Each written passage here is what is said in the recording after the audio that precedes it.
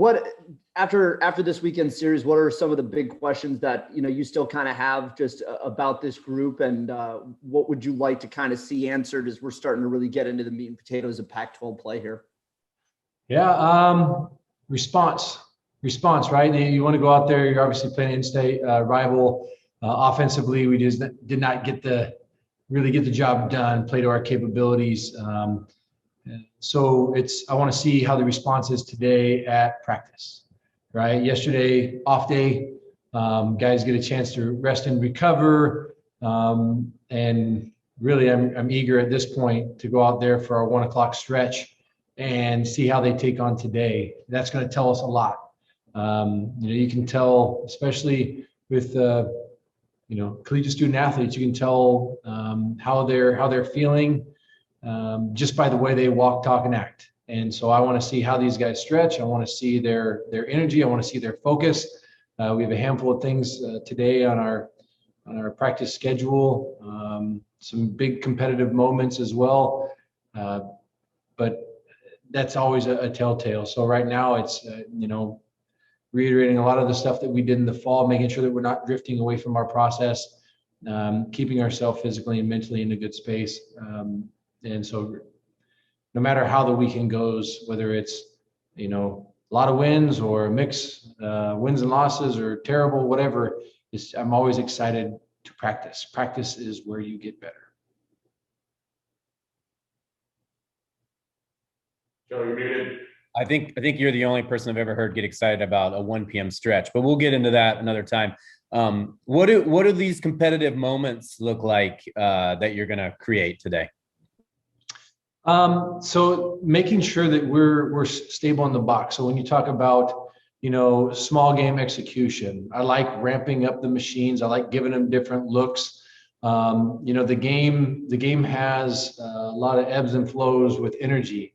So I want to create that. I like doing, I guess maybe being a catcher. I always liked hitting after I caught, because you need to be able to clear your head and go execute at the dish when your legs are a little fatigued. Are you going to let that get to you, or are you going to go out there and compete? And so after we do our mobility stuff and speed work, getting the guys' heart rate up, and then going over and trying to execute, bunting off a velo machine coming in hot, and then going over and playing a competitive game of pepper, and then going over and doing your everyday drills for defensive work. So randomized practice, I do enjoy, because how quickly can you go from one skill and focus to another and not let the success or failures of the previous drill,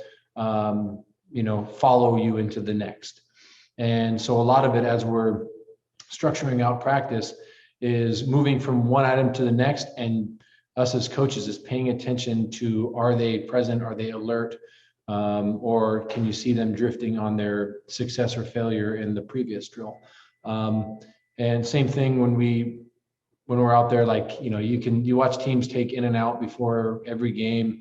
I also like changing that up as well, to see how we respond to things. There's a handful of instances where maybe we don't necessarily agree with a call that was made, and that can divert our energy. I talked to the guys the other day about, essentially, let's say you have a dollar worth of energy to give out each day. Where are you spending that dollar? And are we spending it towards the umpire? Are we spending it toward our opponent? Or are we focused on ourselves and getting better and making sure that we're bringing out the best version of ourselves? So allocation of energy, and where we're paying attention to each moment. So today's practice is going to be random. It's going to have a little bit of chaos in it, but hyper-focused. Mitch, what do you make of this Cougars team so far? 7-1 record on the road. Maybe not against, they haven't played, maybe the competition you guys have seen, but what do you make of them so far? I've been diving into them quite a bit. I know Coach Green does a great job. I know these guys are going to be very competitive. They do have, some bats that can swing it. Just watching them at the plate, They do a good job staying balanced. And pitch selection seems to be a strength of theirs as well. They have some pop. But, again, I'm sorry in advance if I'm repetitive with some of the stuff. The main focus is always making sure that our guys are in a great spot. Because if we go up to the plate balanced and controlling the zone and executing our plan, we're in a good place. I think the team that always eliminates free bases, I mentioned last weekend, we allowed, it was 3-0, and we allowed a run based on a wild pitch. A guy gets on, he ends up advancing to third on a wild pitch, and then he scores on a ground ball. We got to eliminate those kind of opportunities. So playing sound baseball is always the most important piece. As much video as we've been watching right now and digging into the scouting reports, I still think it's early in that process. But what we want to make sure that we're ready to do is be on time to hit a fastball.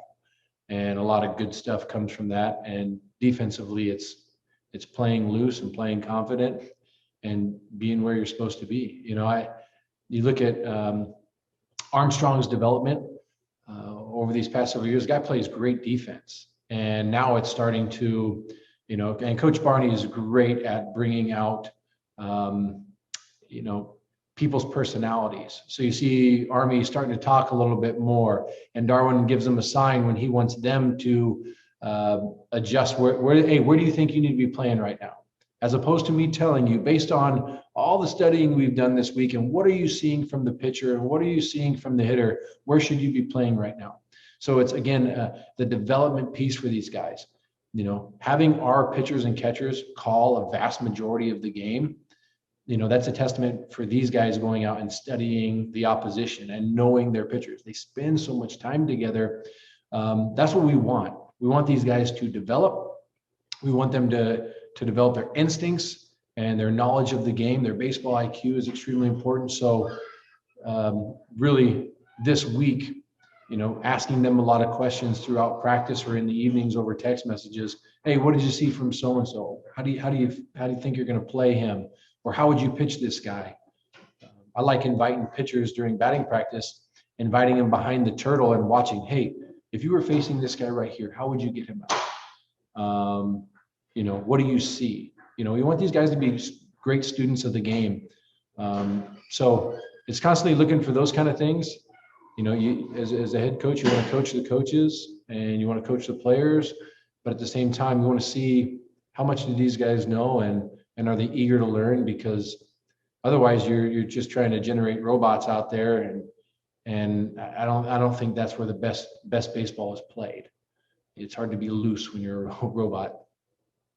Hey, Coach, it sounded like on Sunday that you liked being back in the dugout. Is that a move are you gonna stick in the dugout? And if so, why? We'll see. I like it random. I like it a little chaos in there. And I haven't really been sending too many guys home when I was over at third. And sometimes you got to mix in some new life down there. And Coach Barney's got a great smile. So when the guys look over at him, that puts them all in a good mood instead of looking at me, I guess. But I do enjoy being in the dugout. I like, when you're in the third base box, it's always hard to see what kind of chatter is going in there. And I like teaching in the game, small moments. And so talking with the guys, if I see an opportunity where it looks like they are open to having communication, you can tell when they're locked in, you can tell when they're down in the dumps, just talking strategy and trying to keep them loose. So I think it's just a different dynamic. And as you can see from the lineup, there's days where, everyone wonders, where am I hitting at in the lineup? And I've had people ask me about that before too, is quite a bit of lineup changes. You go, one guy's hitting here one day and he's sitting down there the next, and this, that, and the other thing. Again, I think it's part of the learning process to just be present with whatever situation you are in. Just because you're hitting in the 4-hole doesn't mean you're supposed to go hit home runs. It means you're supposed to be you and win each pitch. Just because you're hitting in an 8-9 hole doesn't mean that, coach doesn't think I can hit. No, there's productivity and there's responsibility no matter where you're at, whether you're playing or not.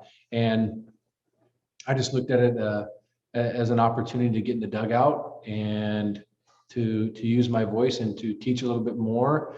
And again, like, guys look at Darwin and they get excited. They get a big smile on their face. It might keep them loose in the box as opposed to the head coach sitting there staring at you the whole time, right? How are you? Do you have a plan for the first midweek games? Have you mapped out your rotation, and will you mix up your lineups, give other guys starts, or have you not gotten that far ahead? Yeah, I mean, just started to get into it a little bit, but not a ton. Obviously, you want to be prepared, but the big thing is focusing on the 3-game series this weekend as it's the start of conference play. But you also need to look far enough ahead that you don't put yourself in a bad situation and not have the depth, by overusing guys on the weekend. But reality is, I think we have plenty of depth with our arms, and we'll have to see who ends up getting used, because this weekend, if you have a guy who threw an inning or something on Friday or Saturday, they're going to be hot and ready for Tuesday, Wednesday. But you also have 2 midweek games, and then it squished in between conference play games is you got to handle it the right way. And so that's something that we started going over today, and we will over the next several days as well, just to make sure we're prepared. But we have a handful of guys that, will be a good opportunity for them to get out there and play, to make sure that you're resting some guys, and great opportunity for some other guys to jump up in the lineup and get some ABs, some arms to jump on the mound. So I do foresee a handful of guys that I guess we haven't seen as much of getting some more playing time yet. And have you identified your 2 starters? I imagine it's Will and some unknown fella. Have you picked those guys, or are you still working through it? Possibly. I mean, Will's such a great hybrid for us. He can come in. He could start. He can come in and do long relief. He can come in and get one guy out. So it really, the primary need is, where is he going to fill the best role this weekend? That's number one. But if we end up playing really well and we don't have to use him too much, then it could be a possibility of him coming out and starting. We also have other guys that are very capable of taking the ball and going deep, that have built up, Lattery, Townsend, Hunter, all guys that could get out there and take the ball for a long time as well. So we have some good options. With 14 sample size, how would you grade your guys' starters' performance so far? Kevin, Coop, and Phoenix. Solid, but still a lot of growth to be done. No doubt about it. And I'll probably take that approach in most circumstances as well. I do believe that, the numbers have been great. Obviously, we're putting up a lot of zeros, but I'm also looking at mentality. Like, do I trust that in a bigger situation with tons of fans in the stands? I'm putting everything on the scale of, is this ready for a College World Series win? And understanding that it's still early. It's not, you're not asking it to necessarily be there right now, but we have to make strides on getting there. I'm looking for conviction with each pitch. I'm making sure that what's their routine like prior to going in the game. I want to make sure that they have a good grasp of their routine in between starts before they go out there. How are they preparing? I still think there's some growth in there. Obviously, having our catchers communicate with Coach Dorman and the pitchers, and you can see it on their faces if they're ready to go out there and execute. So always some small things to work on, continuing to focus on not nitpicking and giving the hitters too much credit and going after them, using the big part of the plate as opposed to trying to hit corners and falling behind. That's something I never like. But I do like how we're, I thought Phoenix and I thought Cooper both made some great adjustments in their mound presence this last weekend, and felt better about where they were at with their off-speed stuff. Kevin's off-speed is still really, really good. It's just, I think, not nitpicking with the fastball as much and trusting it. I mean, it's firm and it gets on you, especially with that changeup and curveball you throw. So I think just continuing to build trust in those things and let the defense work. Looks like Andy Armstrong's picked up pretty much where he left off last year, when it comes to just how he's been at the plate. I mean, is that just sort of the natural progression that was to be expected, or is he doing anything different this year that's really, showing out in the way that he's been? I think it's a lot of confidence, and the older you get and all those reps that you take, you start to say, you know what, I owe it to myself to be confident. And for a guy like him or Gretler, I'm starting to hear these guys talk more, which is great. It means that they're getting comfortable in their own skin. They're getting comfortable on the field. They're comfortable with their peers and the coaching staff. And as you can do that, he's even got a mustache rolling right now, so you can tell he's starting to feel a little bit more confident in how he goes about his day.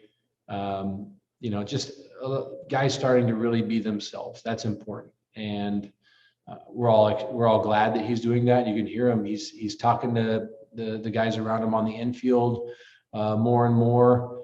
Guys are looking to, they're constantly looking for, can I go and have a mound visit right here? And granted, they haven't had to really have too many because our guys are doing really well, but at the same time, they're looking for those kind of opportunities, and which is something, again, like I said, they're not trying to be robots out there. They're trying to, bring out their personality and play the game with their natural talent and their passion for it, which is great. You got to be extremely confident to go through like the mustache phase where it's growing, but you're not at full mustache yet. Yeah, for that. I think the masks, help hide the transition phase. If you're not quite there yet, you can wear the mask and no one's going to notice. And then all of a sudden you take it off and it's like, there it is. This is what you've been working on. Congrats. And Speaking of facial hair, I do believe that a good mustache lowers a pitcher's ERA a solid point. It has to.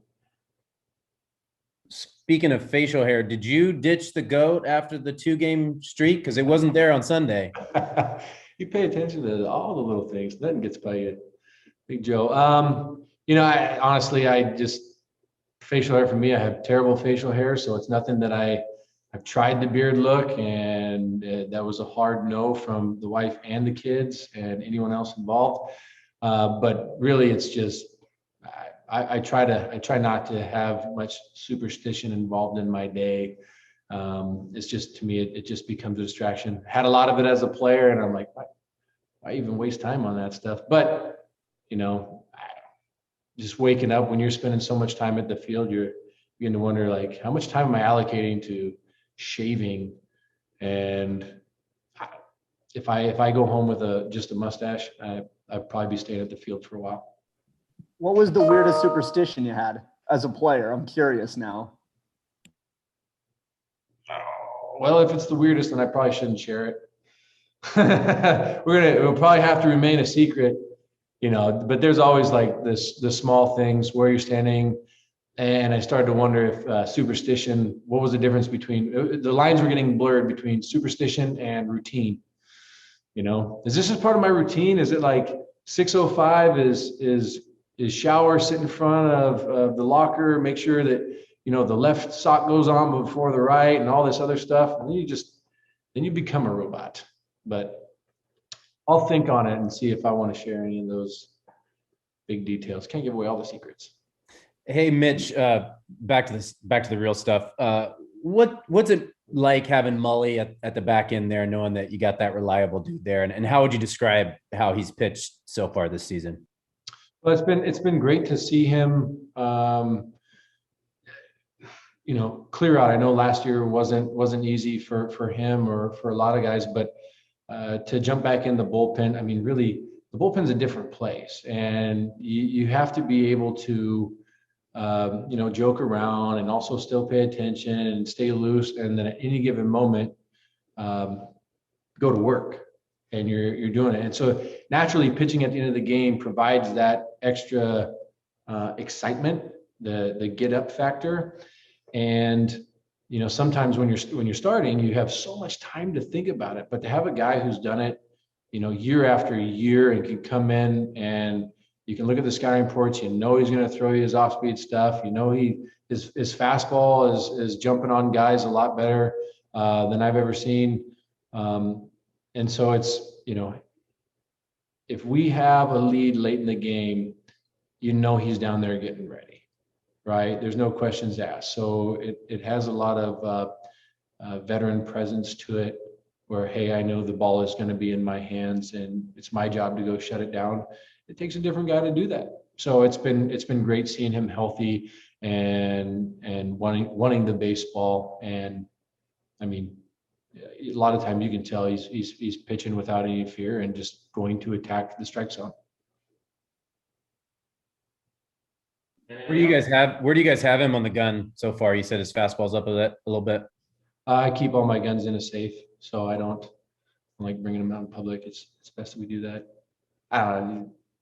I maybe have asked about a guy's velo with Brad once or twice, but I honestly don't know. I'm looking at intent. Intent tells me because sometimes you'll get a guy who throws 98 and it looks 91. The hitters are going to tell you what the velo looks like. So, but based on how he's throwing his changeup, and the perceived velocity that I'm seeing out of his hand for what the hitters are looking like, I'd probably say low 90s. My guess is, just from my eye radar, would probably be like 89, 92, anywhere in that range. But it depends which eye. I know I don't see as well out of this one.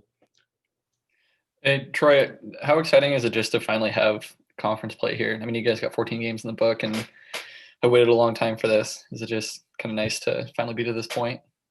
Yeah, we're at the point where we ended last year. So, we're hopeful that we get to keep going this year and finally start those conference games and kind of play for something bigger.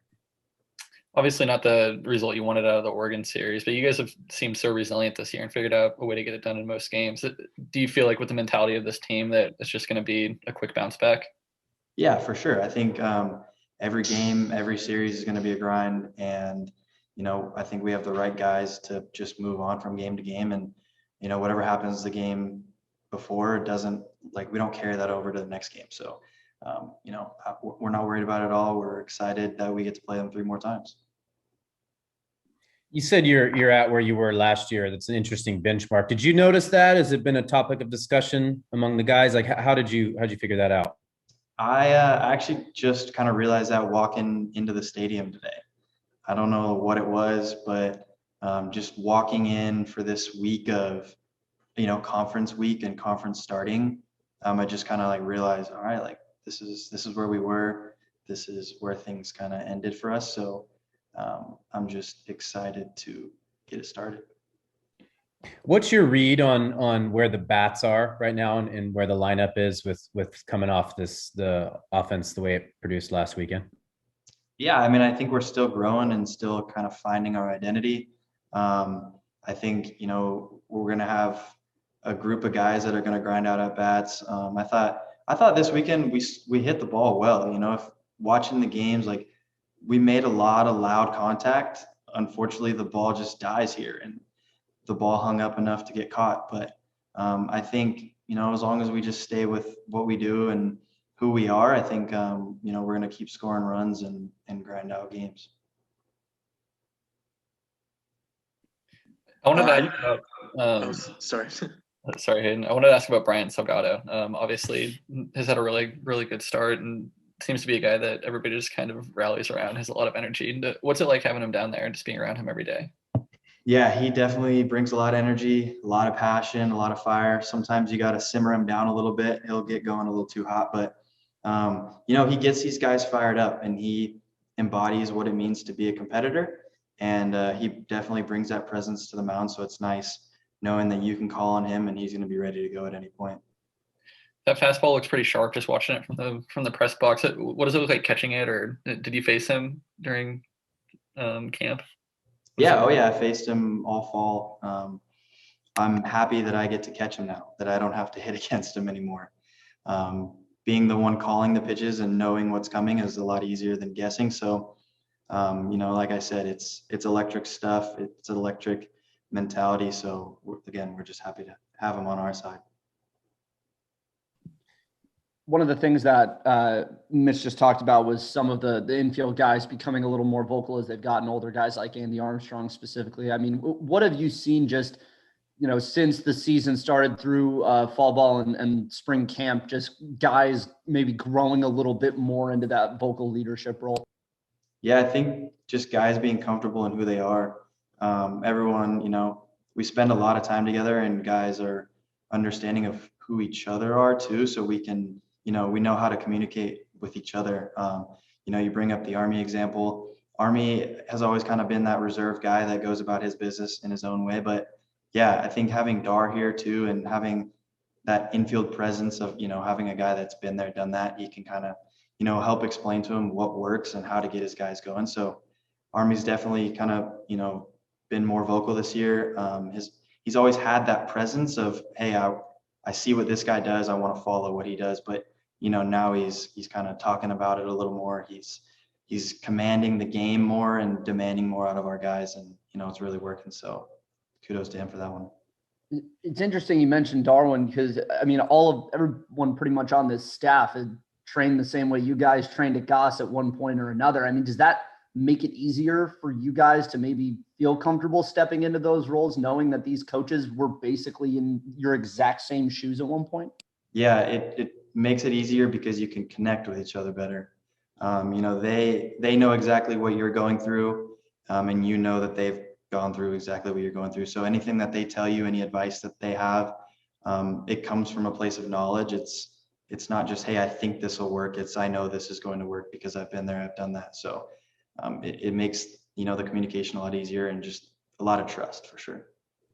Does that make it easier off the field too? I mean, I'd imagine there are probably professors that are still there that were there that you guys have, that these guys had. I mean, is it easier to connect off the field with them, knowing that they've walked through campus and done that stuff too?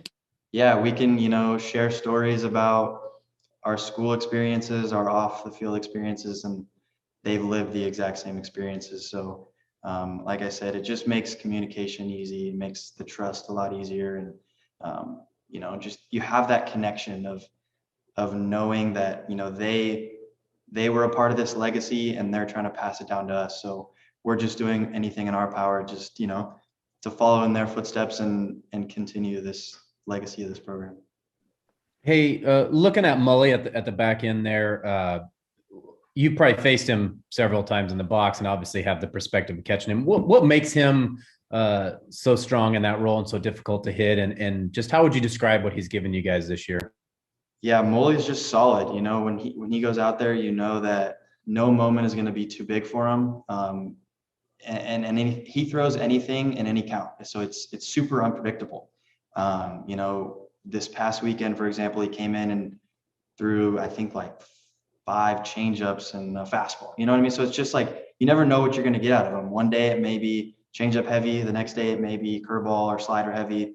The next day he may blow you up with a fastball. So, if we're able to get him in a situation where he can get back-to-back saves, he can go out and pitch completely different on back-to-back days. So it's just the unpredictability aspect of him and just the solid mentality that he brings every time he steps on that mound. He obviously kind of had a difficult path last year when he kind of was moved back and forth a little bit, mostly in the starter role. What was your perspective on that for him? Yeah, I don't know. I think maybe just the idea that he thought he had to kind of preserve himself so he could go later in games. Now, he knows that he has one job and he knows exactly what he needs to do. So, I can't really speak on his mental side of things and kind of how he prepared, and how he prepares differently. But, Mully's right where he belongs. How would you going back to last season? No. Go ahead. Going back to the thing about just, this is where we were last year. What do you remember about just the grind of the Pac-12, Pac-12 play from your time in 2018 and 2019? Yeah, I mean, I wouldn't really call it a grind of Pac-12 play or whatever. It's, it's the same game. It's just against, conference opponents that it means something a little bit different. We're not gonna treat it any different. We're not gonna look at it and put more pressure on these games. I think, going back, it's just exciting that we made it to this point. At this point, we made it to where we are now here. So again, we're just gonna go out and play our game. We have a game this weekend against Washington State, and we're gonna go play Washington State. We're not gonna go play the conference opponent, Washington State. It's just another game, and we're excited to accept the challenge and take it on. Troy, a couple more for you on Mully. Is his out pitch the changeup? You said he's unpredictable, but and then also, how would you describe his personality? Yeah, as of right now, the changeup's kind of been his go-to.